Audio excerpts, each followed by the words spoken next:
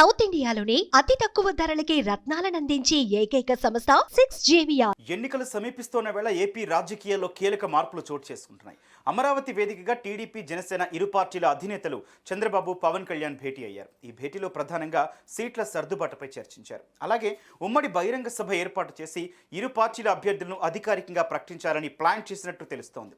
మరోవైపు ఎవరికి ఎన్ని సీట్లు, ఎవరెవరు ఎక్కడెక్కడ పోటీ చేస్తారు అనే క్లారిటీ రాకముందే అభ్యర్థులు ఎవరికి వారు తమ సీట్ ఇదే అని ప్రకటించుకుంటున్నారు. ముందుగానే తమ బలమేంటో అధిష్టానానికి చూపించే ప్రయత్నం చేస్తున్నారు. ఈ క్రమంలో సీట్ల పంపకాల ప్రక్రియను మరింత క్లిష్టంగా మార్చేస్తున్నారు.